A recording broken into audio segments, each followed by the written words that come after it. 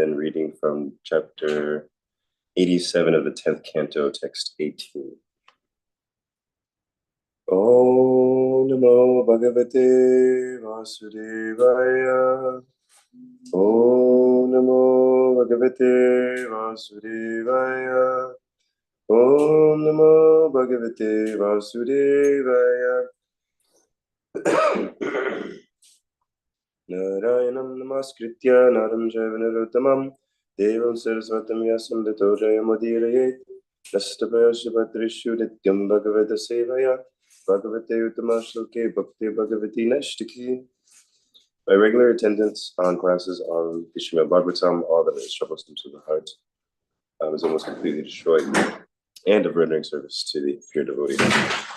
All that is troublesome to the heart is almost completely destroyed in loving service unto the Supreme Personality, who is praised with transcendental songs established as irrevocable facts. Irrevocable. Before reciting the Srimad Bhagavatam, one should offer their respectful obeisances unto the personality of Godhead Narayan, unto Narayan, Rishis, the most holy, and unto his mother Saraswati, the goddess of learning, as well as Srila Vyasadeva, the author. I'd also like to offer my respectful obeisances to His Divine Grace, A.C. Bhaktivedanta Swami Prabhupada, and his sincere followers, by whose grace we have access to this transcendental wisdom. Irrevocable. As that was saying. So today we are reading from the chapter entitled The Prayers of the Personified Vedas. This will be, again, the 10th canto, chapter 87, text 18. And we'll go ahead and attempt to read the Sanskrit.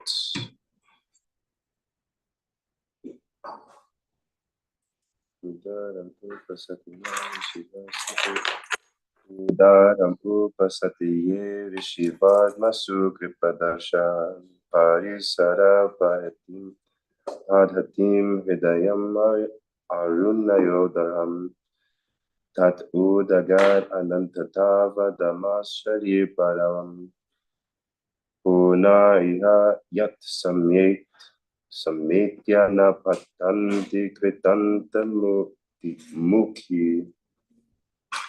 And we'll do the word for word as well. Urdham, the abdomen. Upasate, worship. Ye, who. Rishi, of sages.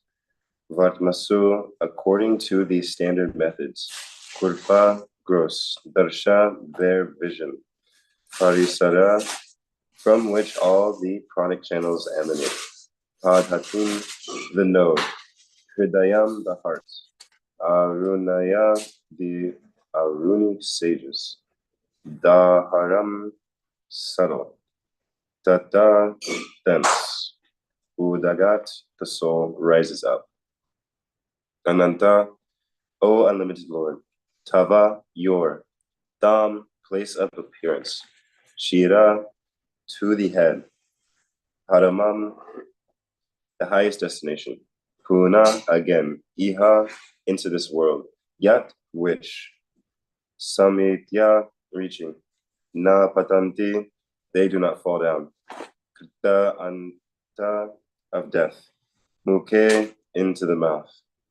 Translation, BBT translation and purport.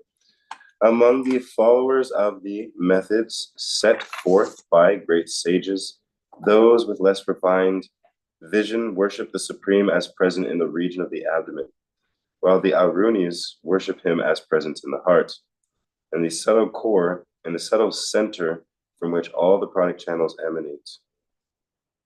Read that again.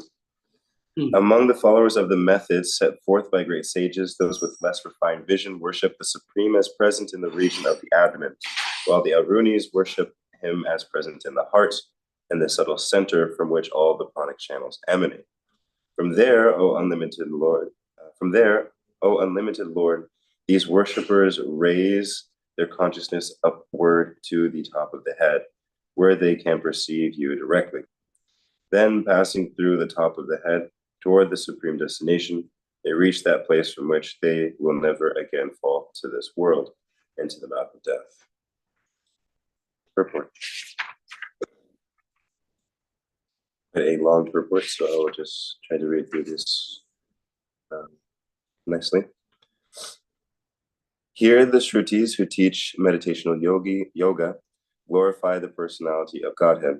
The various processes of yoga are, for the most part, gradual and full of opportunities for distraction. Authentic methods of yoga, nonetheless, all aim at meditation on the Supersoul, Paramatma, whose prime residence is in the region of the heart, alongside the Jiva soul. And this manifestation of Paramatma in the heart is very subtle and difficult to perceive. Daharam. And thus, only advanced yogis can realize him there. Neophyte meditators often practice focusing on the Supersoul's secondary presence in one of the lower centers of vital energy, such as the Muladhara chakra at the base of the spine, the Swadhisthana chakra in the area of the navel, or the Manipura chakra in the abdomen. Lord Krishna refers to his expansion as Paramatma in the abdomen chakra as follows. Aham Vaishvanaro Bhutva Praninam Deham Astita Pranapana Samyukta Pachami Anam Chatur Vidham. I am the fire of digestion in the bodies of all living entities, and I join with the air of life, outgoing and incoming, to digest the four kinds of food. Bhagavad Gita 15:14. And ironically, right after that, 15:15, Krishna explains how he's in the heart.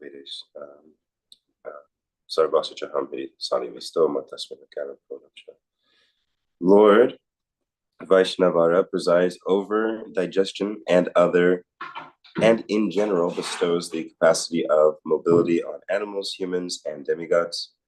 In the judgment of the Shrutis speaking this verse, those who limit their meditation to this form of the Lord are less intelligent. Kurpa Dursha, meaning literally having eyes clouded by dust. Superior yogis known as Arunis, on the other hand, worship the Supersoul in his form as indwelling companion in the Jiva, indwelling companion of the Jiva in the heart.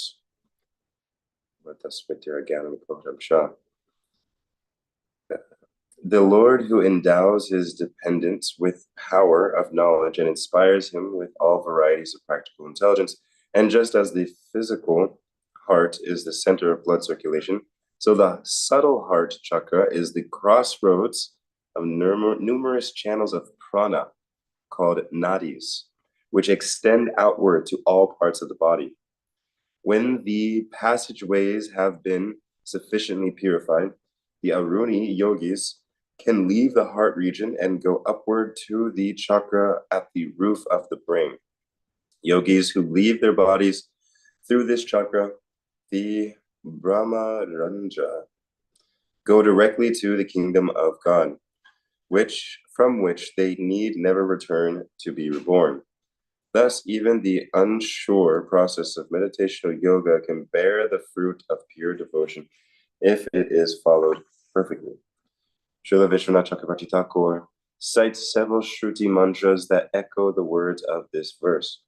Udara Brahmeti Sharkarkasha Upasate Hridam Brahmeto Aruno Brahma Haivaita Iti Urvam Twa Eva Dasarpat Tat Chairo Shayati. Excuse my Sanskrit. Those whose vision is clouded identify Brahman with the abdomen, while the Arunis worship Brahman in the heart. One who is truly Brahman realized travels upward from the heart to take shelter of the Lord, who is manifested at the top of the head. There are 100 of, quote, there are 101 subtle pranic channels emanating from the heart. One of these, the Susumana, extends to the top of the head. By passing up through this channel, one transcends death. The other channels lead in all directions to various kinds of rebirth.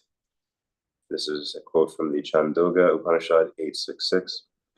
The Upanishads refer repeatedly to the indwelling Paramatma. Sri Shveshvatar Upanishad 3:12-13 describes him as follows. Quote, the Supreme Personality of Godhead becomes the Purush to initiate the expansion of this cosmos.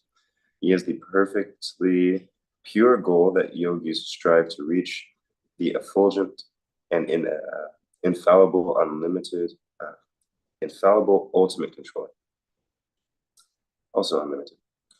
Measuring the size of a thumb, the Purusha is always present as the supersoul within the hearts of all living beings. By exercising proper intelligence, one can realize him within the heart. Those who learn this method will gain immortality. End of quote. In conclusion, Srila Sridhar Swami prays, quote, "Let us worship the Supreme Lord who resides in the heart. When mortal beings think of him by the standard procedures established by great sages, meditating upon him in his expansions in the abdomen and other regions of the body, the Lord reciprocates by destroying all fear of death." End quote. Om Gyanatimirandasya Gilanjana Sulakaya Chakshurmitam Nena Tasmai Shri Gurave Namaha Shri Chaitanya Manobishtam Stapitam Yena Bhutale Swayam Rupam Gadamayam Dadanti Swapadantikam Vandeham Shri Guru Shri Yuta Padakamalam Shri Gurum Vaishnavanscha Shri Rupam Sagujatam Sahagana Raghunatam Vidam Tam Sajivam Sadvitam Savadutam Krishna Saitam Krishna Chaitanya Devam Shri Radha Krishna Padam Sahagana Lalita Shri Vishakam Vitamscha He Krishna Karuna Sindhu Dinabandhu Jagatpate Gopesha Gopika Kanta Radha Kanta Namosute Tapta Kanchana Gaurangi Radhe Vrindavaneshwari Vishabhanu Sute Devi Pranamami Hari Priye Vanshakapatarubhischa Kripa Sindhu Bevacha Patitanam Pavanebhyo Vaishnavebhyo Namo Namaha Shri Krishna Chaitanya Prabhu Nityananda Shri Advaita Gadadhar Shivasari Gaura Bhaktivinda Hare Krishna Krishna Krishna Hare Hare Hare Rama Rama Rama Hare Hare Hare Krishna Krishna Krishna Hare Hare Hare Rama Rama Rama Hare Hare Hare Krishna Krishna Krishna Hare Hare Hare Rama Rama Rama Hare Hare.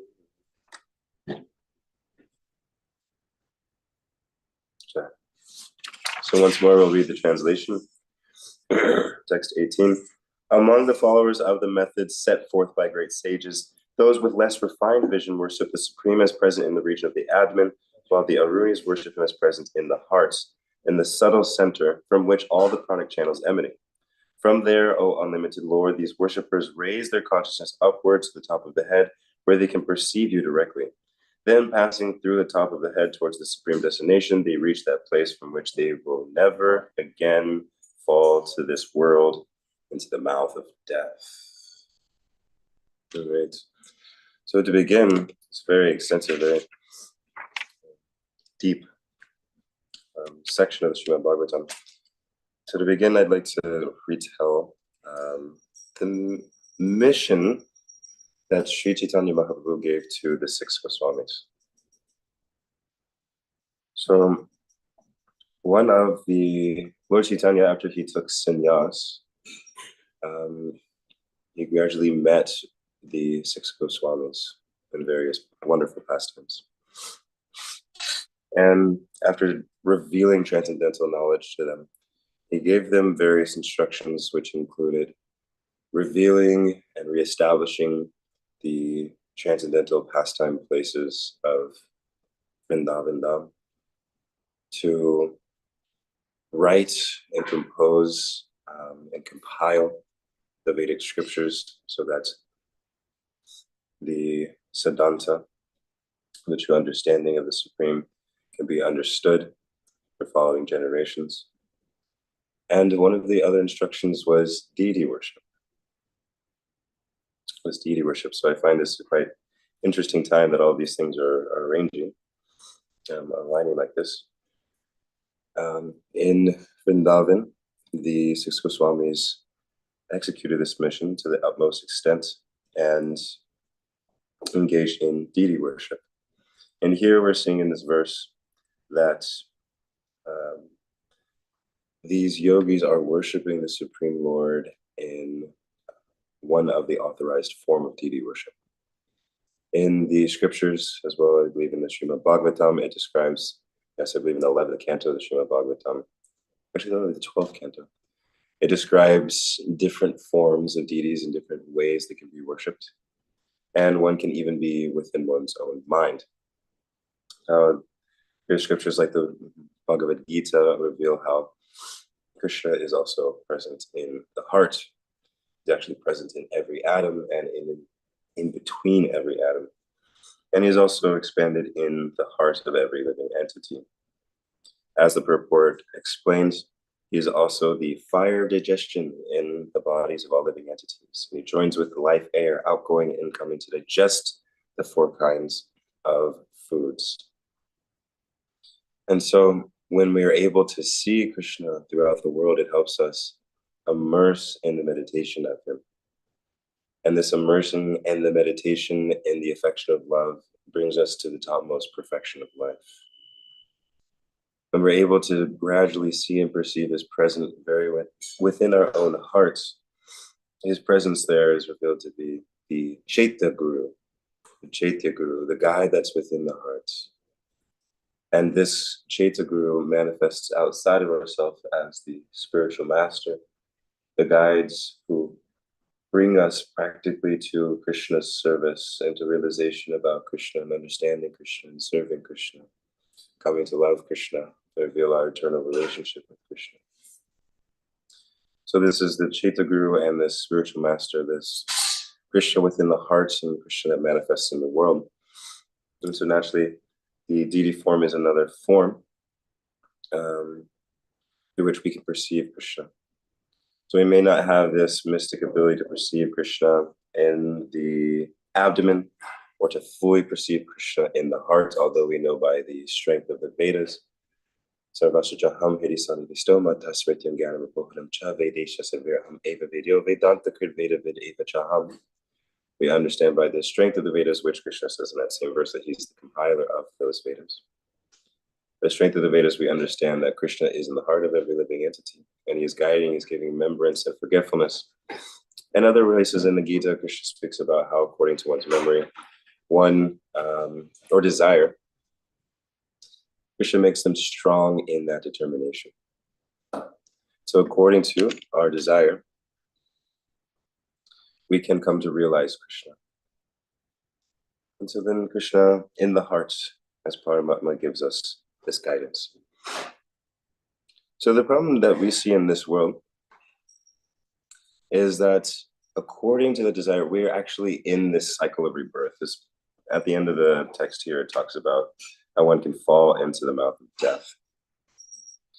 And so we sing this in the morning, Samsara Davanalavi Loka, that we are in this cycle of samsara, of rebirth. But by the grace of the spiritual master, we can get out of that cycle. Abrahma Bhuvanaloka Punarjanma Avatanyano Avatano Juna.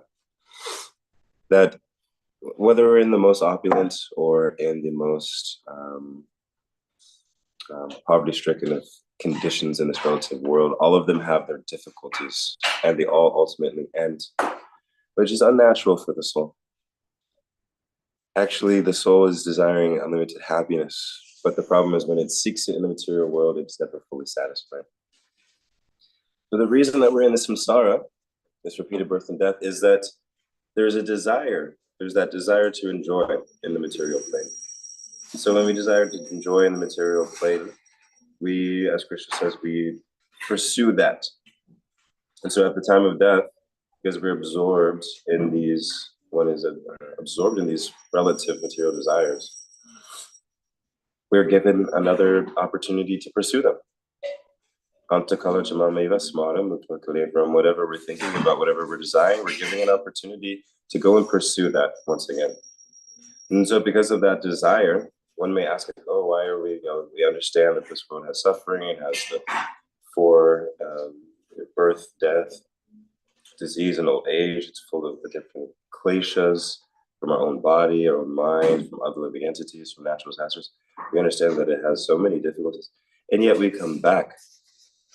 Because without knowledge of something greater, how can we desire to go there? How can we desire to have something that we are unaware exists? So while we're in this material world, covered by the material energy, we're unaware of that transcendental nature, that transcendental world of unlimited bliss and happiness, of Ananda. And so thus, naturally, we desire those pleasures that we are aware of. And the pleasures that we are aware of are in this material world. And thus, at the end of life, absorbed in a network of those desires, we take a birth again and again to try to fulfill those desires. Now, this is the transition point. The solution for all of this is absorption in Krishna. Who is Krishna? Ishvara Parama Krishna, Satchidananda Vigraha, Anadir Adi Govinda, Sarvakarna Karna. Krishna is that transcendental origin of all things, who is completely eternal, fully cognizant, and is in a form of unlimited bliss. He is the origin of everything, and there is nothing that from which he comes from. He is that foundation of all existence. He's the cause of all causes. He's that supreme beloved. He is that transcendental personality. And so when we meditate on that Krishna, then we are able to go to his supreme region. We see we're in a material environment in this material world, composed of apara prakriti, earth, water, fire, air, ether, mind, intelligence, and a false sense of self, ahankar. But there is also a spiritual environment composed of that spiritual energy, para prakriti, sat chit ananda. So in that spiritual realm, everything there is composed of that divine energy. And it is said that the soul is also composed of that spiritual energy. That the soul does not die when the body dies. The soul is Satchit Ananda. It is a part of that supreme eternal. And so we're somewhat like a fish out of water, and we're waiting to be brought back into the ocean. But we've been outside of the water so much we've forgotten that the ocean even exists. And so by the grace of Krishna and his devotees, Sambhavami Yuge Yuge, he comes into this world to reestablish the principles of religion, to give us this realization, to give us this transcendental knowledge by which we can come to him. Tesham Satitam Yuktinam. And when we have that desire, Krishna brings those spiritual masters, he brings that wisdom, he brings himself in so many ways, in the deity form, in the scriptures, in his name, in his prasadam. In so many different forms, he brings himself so that we can come to him, so that we can reawaken that knowledge that the ocean exists and develop our desire to go there. And so when we, really it's said that even, I believe Rupa Goswami goes so far as to say that the only thing that we need to perfect consciousness of Krishna, absorption in Krishna, is developing lolium. Developing lolium. The strong desire to attain it. Not only strong desire, but a greed. Krishna talks about how when we meditate on something, when we contemplate on something, it gradually absorbs our minds. And from that absorption, a strong desire develops. And from that strong desire, we move to act on it. If it's a material desire, then it can absorb us in these material reactions. But if it's a spiritual desire, then the process works towards spiritual upliftment. And so it's so crucial that we get to know about Krishna. And he gives us this guide.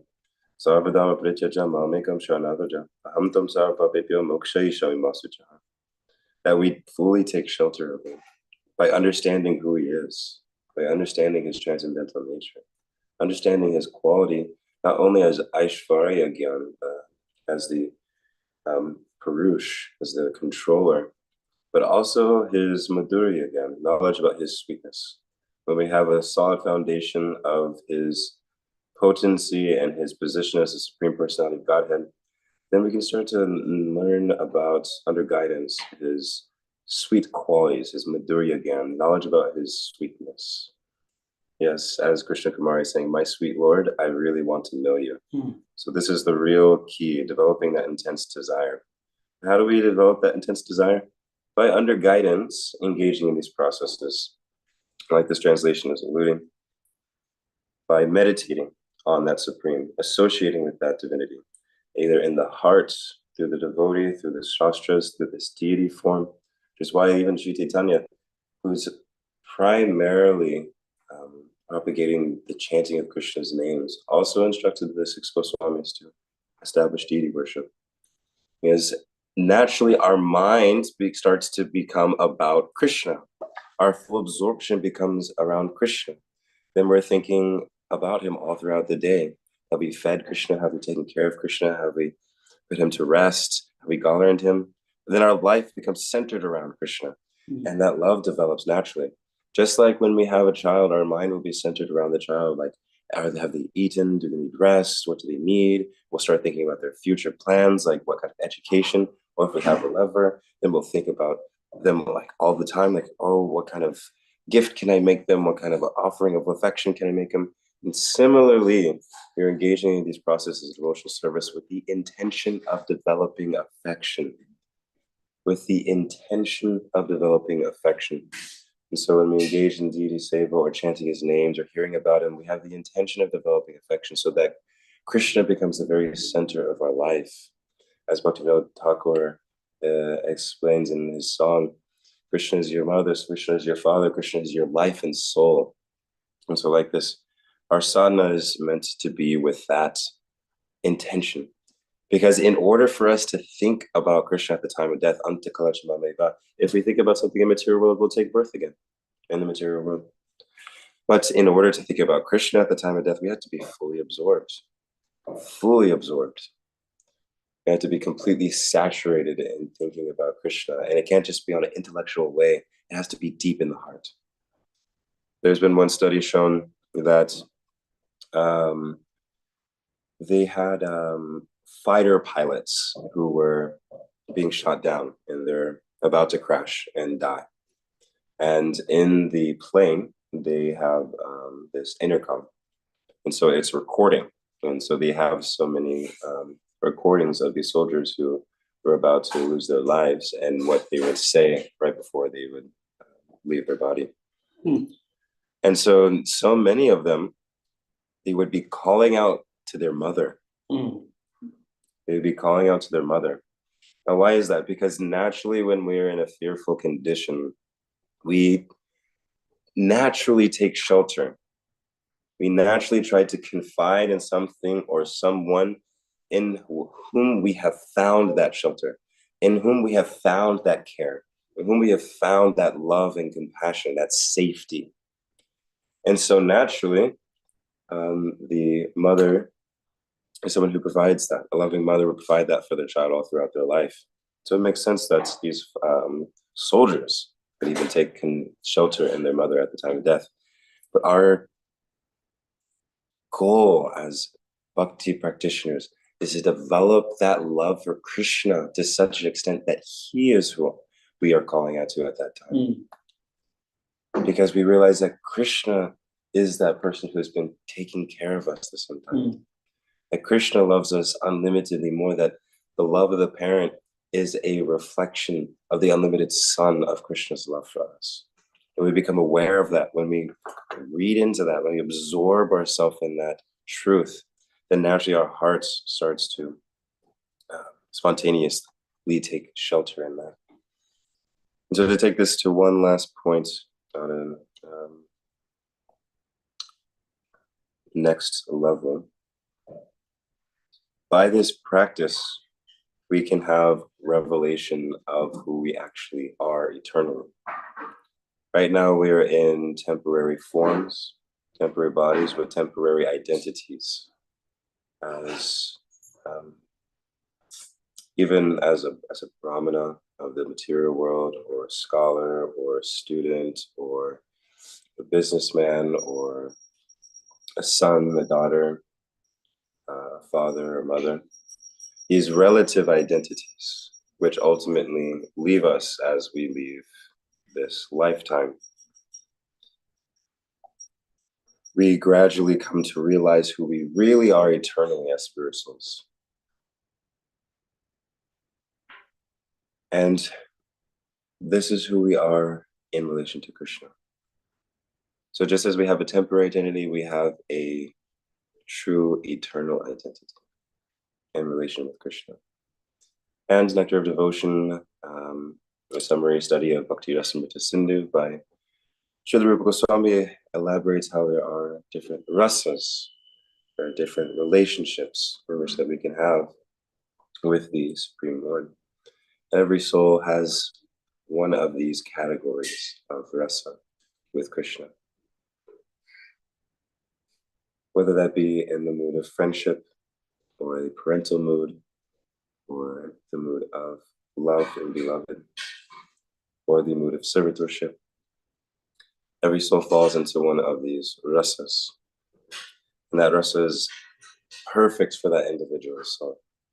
We have the unlimited pleasure of being Krishna's friends, like the Gopas, or Krishna's parents, like Mother Yashoda and Nanda Maharaj, or one of Krishna's cows, even the flute, because everything in the spiritual world is transcendental, fully cognizant, composed of Satchidananda Vigraha, the chit potency, they're fully conscious, engaged with Krishna in a particular rasa.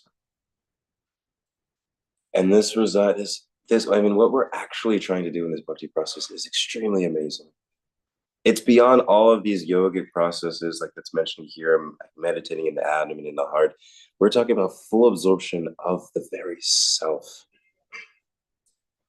Full absorption in love, not by just work or knowledge, but in love. And one example given is the cowherd boys, earlier revealed in the 10th canto, when Lord Brahma, the Brahma Vimohan Lila, and Lord Brahma attempts to steal away the cowherd boys. And in this pastime, the acharyas actually give a secret revelation. Not so much secret, but a deeper revelation. Because on face, we understand that Brahma comes, he steals the cowherd boys, and so they're in that dreamlike state for a year. And Krishna, in the meantime, expands himself to be all of the cowherd boys and calves, which is so beautiful because Krishna is performing so many things with one action. Krishna says the way that we approach him, in the mood that we approach him, he reciprocates. So if we approach him with wanting to understand who he is and develop this love, which we can only develop that desire by associating with those who have that, associating with these spiritual devotees who have this mood, then we can develop that desire. And so the residents of Vrindavan were so much, those in the Vatsalya mood were so much desiring to have Krishna as their son. And Krishna was reciprocating with that. The desire of the devotees is to please Krishna, and the desire of Krishna is to please the devotees. So Krishna was wanting to reciprocate with that. And so he expanded himself as the cowherd boys and cows. And for the whole year, he was playing as their son. And so it's later revealed that after Lord Brahma realizes his mistake and offers these wonderful prayers and goes back to his abode in Brahmalok, that Lord Krishna returns to where the cowherd boys allegedly were originally kidnapped from. But it's revealed in the commentaries that just as Ravana could never touch Sita, similarly Brahma could never steal away the cowherd boys and calves. Why? Because they are fully transcendental. It's spiritual bodies. And it is revealed in scriptures that even Lord Brahma has a form that is composed of the material energy. And thus, there is a beginning and end to his life, his material life in this world. And so how could one with his material body steal away one with his spiritual form? And the reality is that he couldn't. So from the beginning in this wonderful pastime, our dear beloved Lord Brahma was already in this loving exchange of Krishna being bewildered. So he had actually taken a illusory form of the cowherd boys and calves. And in actuality, these cowherd boys and calves were in the deepest of transcendental samadhi, waiting for Krishna, a topmost separation of love, waiting for Krishna to come back. Krishna told them, oh, I will be right back. I will come back. You guys stay and enjoy your lunch prasadam. They were taking lunch that day. So you take your lunch prasadam. I will be back. It's a long lunch. It's a long lunch, as Adi Purush is saying. But they didn't experience it as a long lunch. Krishna left and came back an entire year later. But in that entire year, as soon as they came back, the Gowher boys expressed, oh, Krishna, you came back so quickly. You just left, and it's been less than a few seconds, and you're already back. Their ecstasy of love brought them to such a deep absorption that even a full year passed like a second. Passed like a second. They didn't even register the passing of time. Their absorption is so full, so overwhelmingly deep. So we're aspiring for something extremely amazing, to follow in the footsteps of residents of Vrindavan. Because they're on transcendental forms, everything, even the prasadam was fully there, ready. Didn't spoil, didn't go bad. Because they're in the spiritual world, even this prasadam is fully transcendental, composed of the spiritual energy. All of them were waiting in ecstasy for Krishna to come back. And so even by meditating on these pastimes, it said that we're associating with him. Krishna's not different than his name. Krishna's not different than his associates. Krishna's not different than his paraphernalia. And so like this, we can associate with these wonderful personalities and gradually absorb our hearts in these qualities. And thus, by doing so, we'll have a revelation of who we are in the spiritual world, a revelation of our various services, our various rasos, with even the residents of Vrindavan, with Krishna. It's a very extremely elevated platform, but we should know what our goal is on the bhakti path. And by developing that desire, Krishna will send those representatives who can help us attain that goal. We're actually on an amazing path. So I'm thinking it for myself, going from some California boy with only motivation in life to get a lot of wealth and prestige, to aspiring to be a resident of Vrindavan. It's like you can't have a greater contrast. This is the grace of Sri Chaitanya Mahaprabhu, of Acharyas and Srila Prabhupada. They're just availing this option to us to attain the topmost platform of transcendental spiritual realization in the spiritual world of Goloka Vrindavan. So with this, I'll conclude with a summary that we are finding ourselves in the material world, taking birth after birth. And the reason for that is that our desires, it's natural for the soul to desire. So our desires are absorbed in the relative and the material. And our solution is to absorb in the spiritual, to absorb in Krishna and develop these desires to go and serve Krishna and love Krishna in that spiritual world. And thus by taking to that path, even while in this lifetime, we can have revelations about more about who we are and which inclinations that we have eternally in the spiritual world, under the guidance of Shri Guru and Shri Gauranga. So I apologize for going a little bit over time. It was quite a long report here. If anything I spoke was incorrect, please, I beg your forgiveness. Anything nice, simply the grace of my spiritual teachers and of all of you. And I thank you again all for the opportunity to attempt to glorify Krishna and his devotees. With that, we can turn it open to either Ananda Bihari Prabhu or to questions, comments, reflections. And I thank you again for this opportunity. Hare Krishna.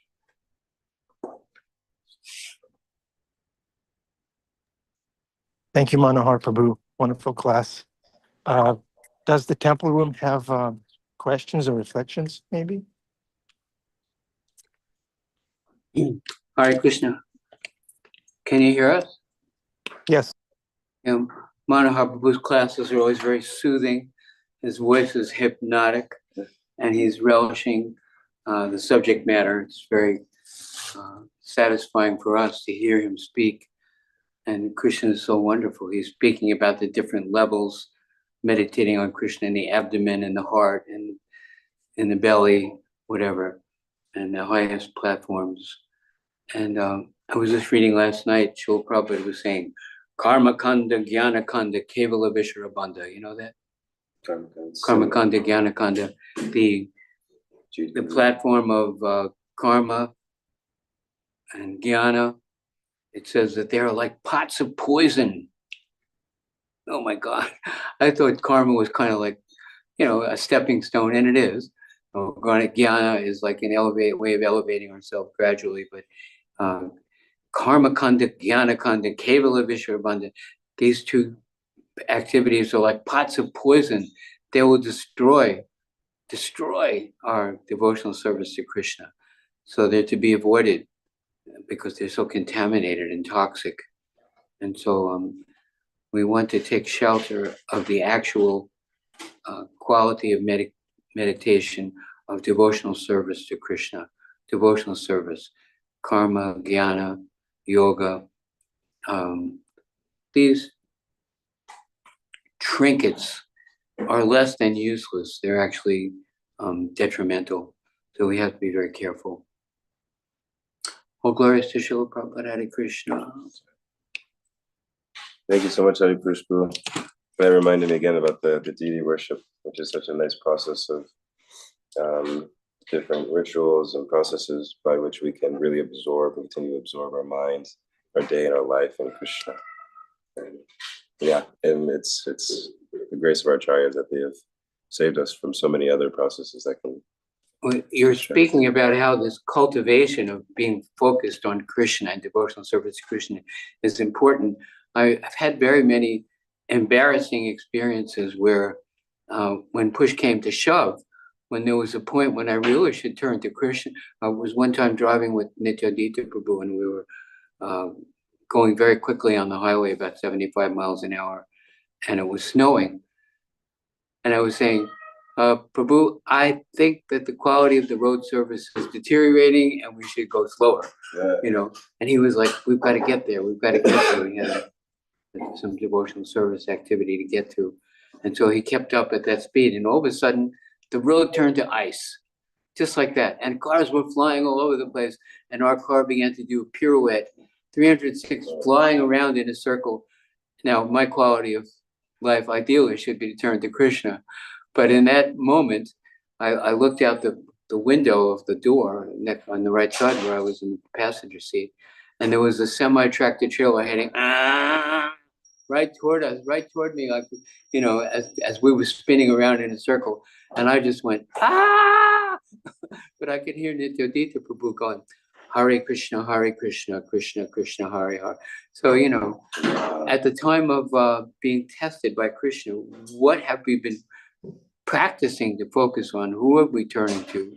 And what will how will we respond to the emergency situation? So that was my less than perfect experience, embarrassing to share with you, but a fact, I was just screaming like an animal and he was chanting, so ideally our practice will help us to stay focused on what's really important and essential and our real shelter. Yes. All glories to Prabhupada. Thank you so much, Hari Krishna. That's a great lesson for everyone, for all of us in practice. Wonderful. Yes. Yeah, I was so absorbed in Krishna that any circumstance of life will confide in him. Sounds very nice, but then when you're spinning on the road, then it's like, okay, it's really the test. It's really the test. For living our life in such a way, we'll be absorbed in Krishna. Somehow we went flying off the road into the passage between the two highway parts, and the truck, we didn't die, by the way. Yeah, in case you were worried, Krishna saved us. Wow, amazing. Thank you for sharing. All right, it is 8. I think we'll be having darshan soon. Thank you again for this opportunity. Hoping to impress the imperative nature that we absorb in Krishna now as much as we can, as much as we feel inspired or organically attracted to Krishna and his qualities, hearing about him, singing about him, understanding his mood in Vrindavan, and really taking shelter of Krishna and his qualities and his devotees.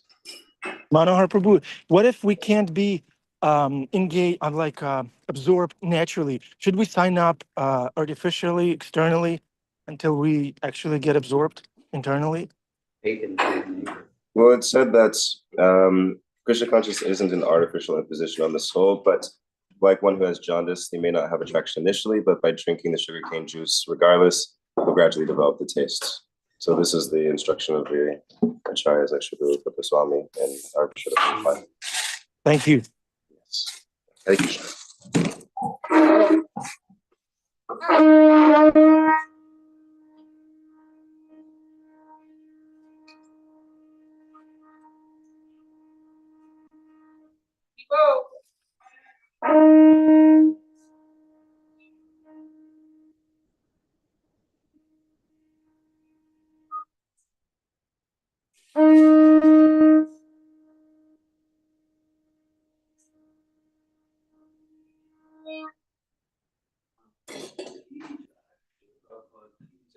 Good.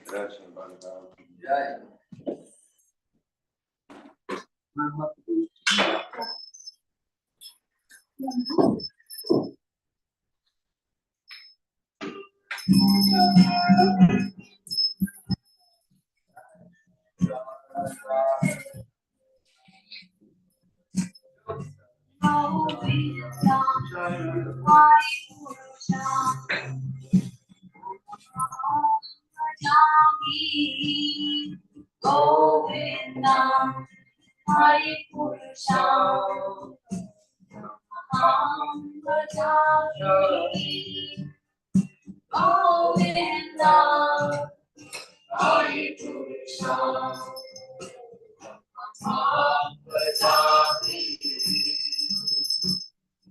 Eno Tanvanda Maya Maya Tatam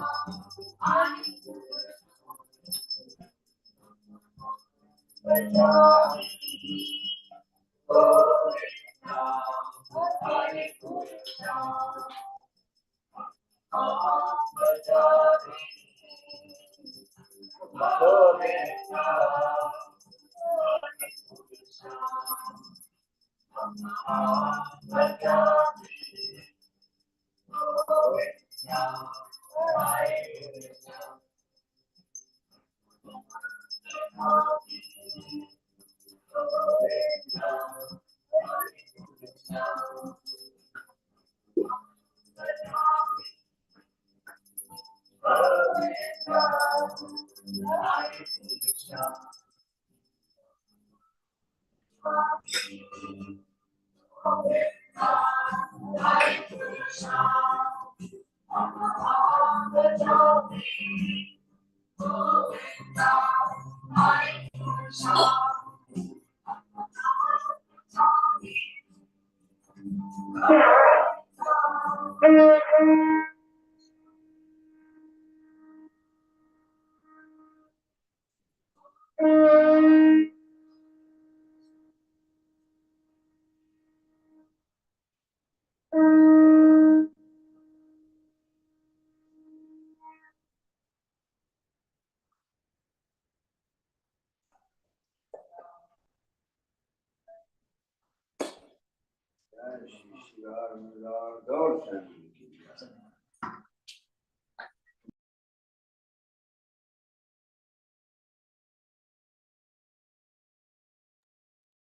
Hi, Krishna. Welcome to the Afterglow.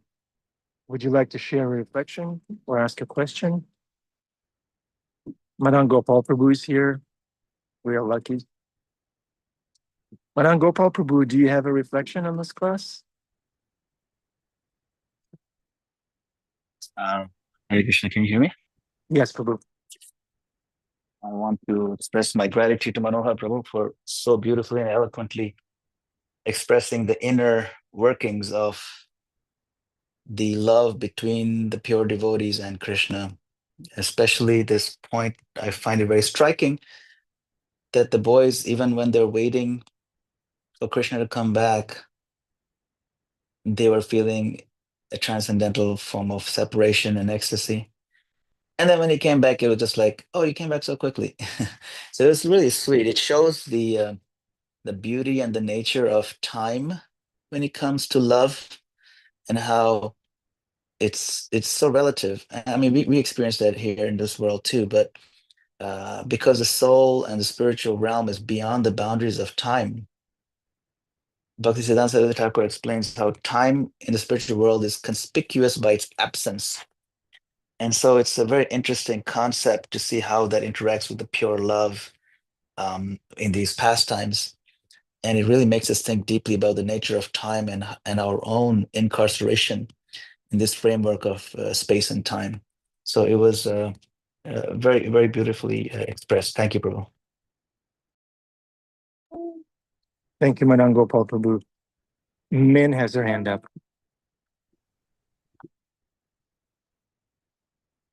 Thank you so much for the class. I was feeling the same as Madan Gopal Das, what he just shared. And I thought when you were speaking about the coward boys there, and when Krishna came back and they were like, oh, you're back already. You weren't gone so long, because they're deeply absorbed in thoughts of Krishna. And it made me think of, how great would it be if that could happen to me in my japa when I'm chanting, that I could transcend time and just be with Krishna, that all the rounds will go like a millisecond. And yeah, something to maybe think about. How do I get there when I'm chanting, just to be with Krishna? Wonderful. Thank you for sharing so much, and thank you also, Madan Gopal, for your comments and words are super uplifting and encouraging. And then, yeah, I really appreciate that point, because it said that through thinking like this and hearing these pastimes, we go like, wow, that person's really amazing. Like, I also want to be like that. It inspires us to have that desire, a desire that otherwise we probably wouldn't have developed. And so by associating with these personalities through the pastimes or in person, there may be personalities who have that taste. Like Shachinanda Swami was here recently for a Thursday night kirtan. It was just so obvious that this person has that taste.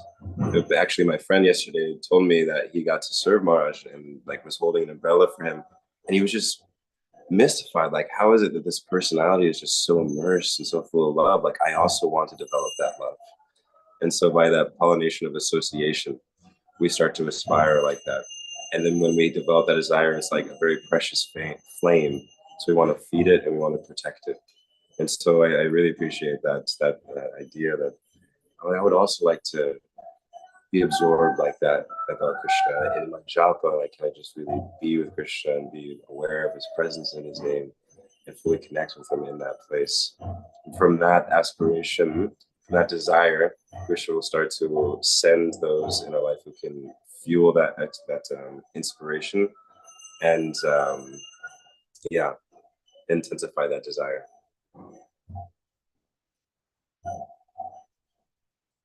So thank you so much for that comment.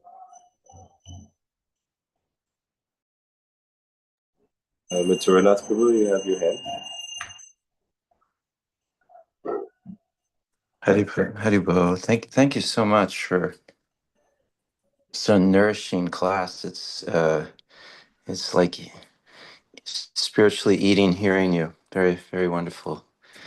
Really appreciate the point on about lobium and developing that spiritual greed.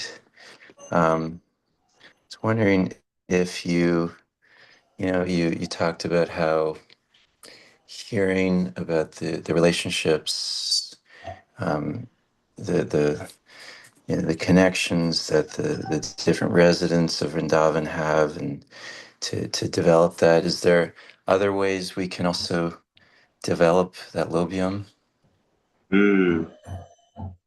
Other ways that support us to come out of the material greed into the transcendental greed? Srila Rupa Goswami's advice in the 8th verse of Nectar of Instruction, Upadeshamrita, is that the essence of all of advice is to fully engage in the chanting and hearing of Krishna's pastimes and qualities 24/7. 24 hours a day engaging in those. So that, and mixing that with Min's point, like if we look at Haridas Thakur, who's so much relishing the names that he's chanting 192 rounds, and I try to jump to that before I have that matured attraction, then I won't be able to maintain it. And so this is why that verse is the 8th verse of Nectar of Instruction. And the first verses are preliminary, giving us the guidance of accepting things that are favorable for devotional service, like surrendering to Krishna, following in the footsteps of the acharyas, engaging in the practices of hearing and chanting regularly, as much as like kind of we can, and as much as we can develop that attraction is developing, and avoiding those things that are unfavorable for devotional service. Things like engaging beyond necessity with those with the mindset that is opposed to devotional service, or over endeavor, like great over endeavor, to the degree of like the degradation of the body and the mind, overeating and different things like this. So avoiding those things that are not favorable, accepting things that are not favorable, all of those things in Nectar Instruction lead us up to that point, which help clear the way, because the heart naturally connects with Krishna. So when we clear those things that are blocking it, naturally the magnet of Krishna will attract to the magnet of the heart. And so then we can lead up to that point of being able to be fully immersed in Krishna's pastimes. So Nectar Instruction gives a lot of nice guidance and things that will help develop that loyam. But ultimately, we have to get that loyam from someone who has that loyam. And by associating with that fire, we catch that fire. By associating with their taste with the names, we gradually start to have that taste for the names. And we, by their association, start to take Krishna more seriously. We understand the philosophy more deeply, that he's present in his name. We're trying to execute that. We're praying, we're engaging in the nine devotional services, hearing about him, talking about him, praying to him. It's ultimately the sincerity of the heart. And that sincerity expresses itself in so many different ways through which we can develop that relationship. And it's unique for each person. The general principle is that we all engage in chanting Krishna's names, and someone may be more attracted to deity worship, or someone may be more attracted to reading the scriptures, or someone may be more attracted to kirtan, but that we try to really connect with Krishna on a personal level in some way, whether writing to him or talking to him or singing to him, in whatever way. Really like one-on-one, soul to soul, soul to supreme soul. I appreciate that. Yeah, really, really, that we're trying to connect from a heart place with emotion, with it's beautiful. I heard, thank you, beautiful answer. Hari Prasad Prabhu was also talking about Lilium and how we need to find somebody who can who has it and associate with them. So does that need to be somebody who's physically present, or can they be somebody, a spiritual personality who's departed and or spiritually present when are trying to connect with them, pray to them? My intuitive feel on it is where it needs to be somebody physically present we can associate with. Is that right? Yes, it is both. Although the personal presence of the living spiritual guide is paramount and cannot be avoided. Um, in various scriptures like Nectar of Devotion, it's elaborated the imperative nature of the spiritual guide, that person who has what we're looking for and can guide us to also achieve it, and that they be in a living form. So that's the imperative aspect, and it's also extremely potent and powerful to associate with the teachers who have passed on, at least from their physical form, our teachers, our acharyas, to associate with them through their books, like associating with Prabhupada through his words, associating with Bhaktivedanta Thakur through his bhajans, his songs and writings, associating with Bhaktisiddhanta Saraswati Thakur, associating with Jiva Goswami, Rupa Goswami, and we really can associate with them. You can even associate with Maharaj Parikshit and Shukadev Goswami and Sudha Goswami. When our consciousness is really present when we're reading like Srimad Bhagavatam, we're actually there in the association. I heard this in the class that we're actually there present in association on the bank of the Gangas with these sages. And if we're fully conscious of that, it can have such a deep effect. Just by being around them, it can really catch and give us the flavor of their devotion and really pollinate their loyalty into our hearts. That being said, the living spiritual master cannot be avoided, cannot be skipped, it cannot be, that's an absolute for sure. Thank you. Yeah, another distinction Hari Prasad was saying about this is with Lolium, that if it's best, he said it's best if it is your Diksha Guru, but if it's not, it can be a Shiksha Guru. And so I'm just thinking this is, am I right? We need to just pray to Krishna, please show me who I can associate with, that I can develop this lolium. Yes, it explains that one will have one initiating guru, but can have many shiksha gurus. And essentially they're non-different because both of them are giving instructions and guidance. And so if we do pray to Krishna like that, he will send. Actually, this prayer of Vandanam is too powerful. Krishna's too ready to answer our prayers. So if we with sincerity ask Krishna, please send that spiritual master in my life who can give me shiksha and can give me guidance, he'll send. He'll send. It'll just be about ours, like accepting it. But yes, if we pray like that, then we can have many shiksha gurus. Myself personally, I have different shiksha gurus who will check in with me and give me guidance, and I can reach out to them about different things. So that is also paramount. To have a nice network that suits us for our personal needs. Thank you. Of course. Thank you. Mathuranath Prabhu looked satisfied by the answer provided. Thank you, Mathuranath Prabhu, for pleasing the devotees by the wonderful discourse. I recently came across something that Vaisheshika Prabhu said. He said, "Be aware that Krishna is aware of you." Right, like you said, Manohara Prabhu, one-on-one with Krishna. Krishna is aware of us, and we should be aware of him and connect to him and his devotees by service, by serving them. That's the strongest bond when you do some service together. Right, Manohara Prabhu?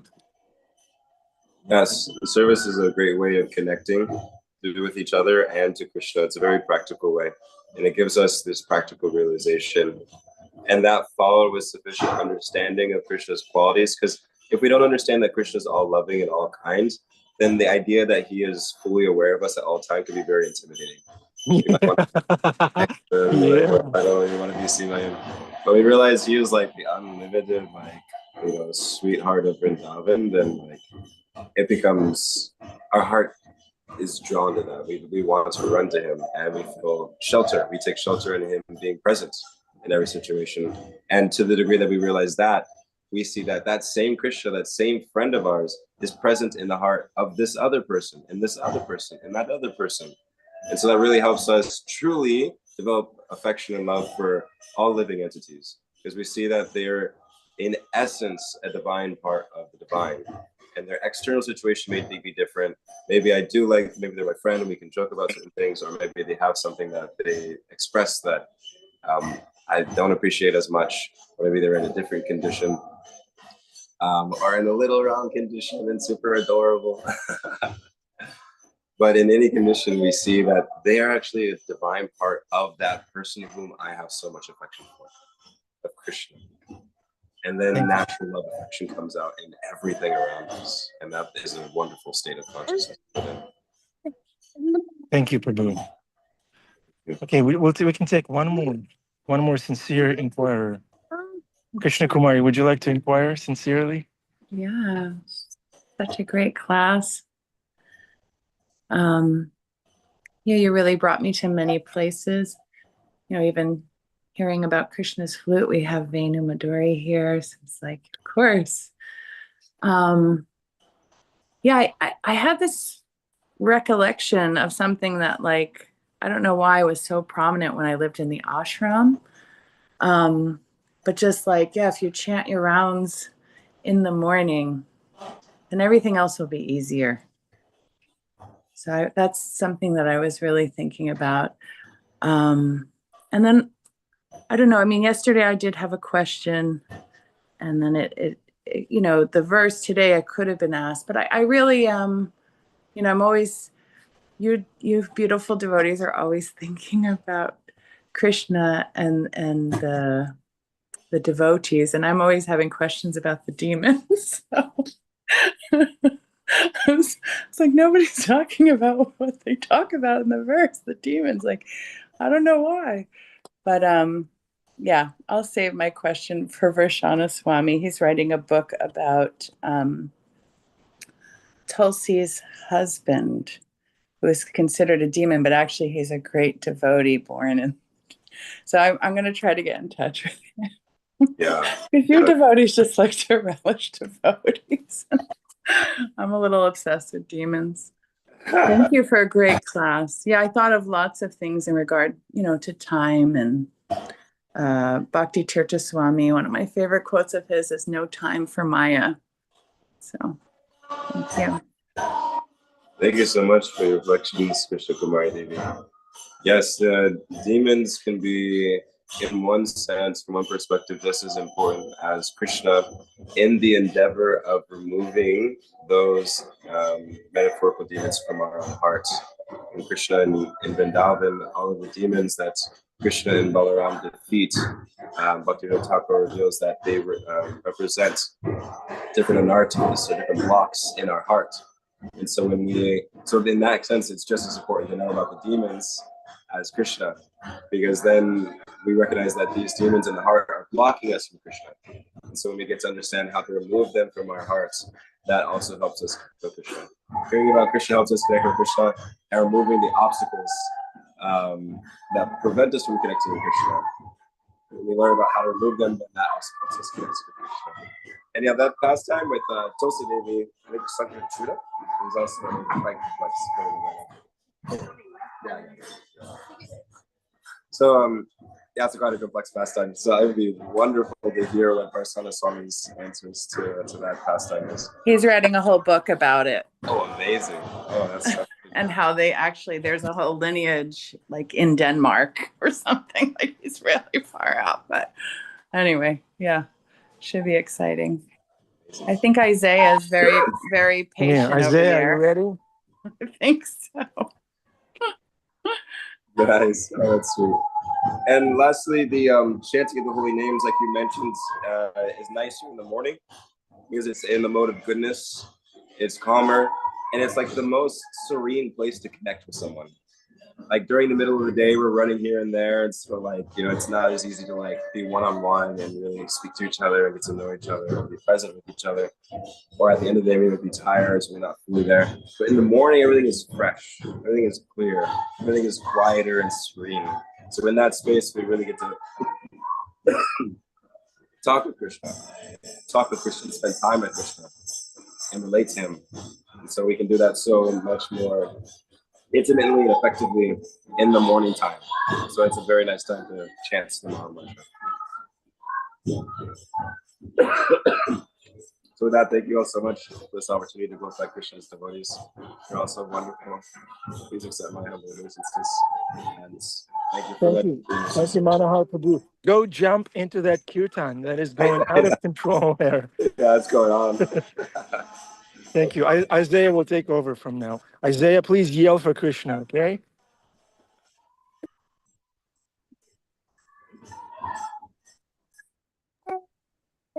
Maybe it's just me, but I couldn't hear that. Well, you have to have the ears to hear it. Isaiah, maybe whisper. Oh. We got it. Thank you. Perfect. Thank you, Isaiah, Annabelle, Karen, family. We love you. We need you. Hare Krishna. Everyone, happy Monday. Spend time with Krishna. Ram, would you like to say something? Quiet. Turn it up. Turn the volume up, Isaiah. Volume. Hare Krishna. Hare All Krishna. the way up. You know. Hear you? Isaiah, where are you going?